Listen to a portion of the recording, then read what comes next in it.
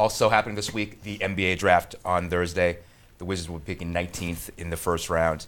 Dan, I'll toss this back to you. What should this team be looking at? Should they address positional need, or should they be best player off the board? How should they be approaching this?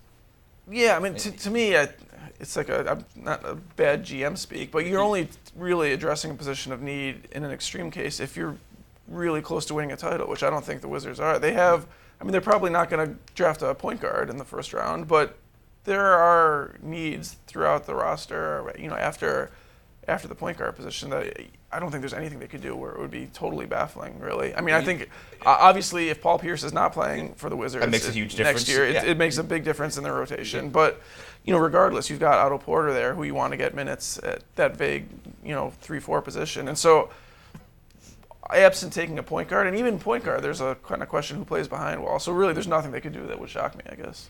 Chelsea, how do you feel about what the Wizards should be doing going into the draft? Best player available, position of need, somewhere in between? Yeah, I think they can maybe draft a little bit on need to try to find the guy behind, the backup point guard or find the big guy, because there are guys that kind of fit there and might be there at the slot. They worked a couple guys out yesterday that might be there, and Looney and some of those guys are around. So I think that they could have, it could just happen that the best player available meets their need, because when you look at where they're picking, they're kind of outside those big best available players that are no-brainers. Right. And then you can start to kind of say, well, all things being equal, you can grab that backup point guard, Jones from Duke or Grant from Notre, somebody like that who might be around, and in that way sort of do a little bit of both. Neil, where do you stand on this in terms of the Wizards and their draft?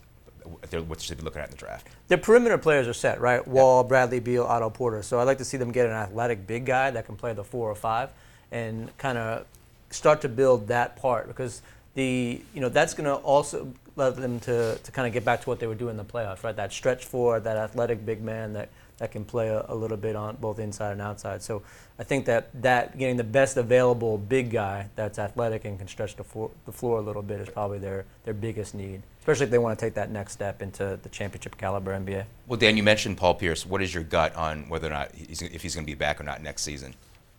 Or do you have a feeling either way at this point? Obviously, the speculation has him going to play for the Clippers, where he can, be close to home, which was mentioned last year, where he can play for Doc Rivers, a guy who he won a title with.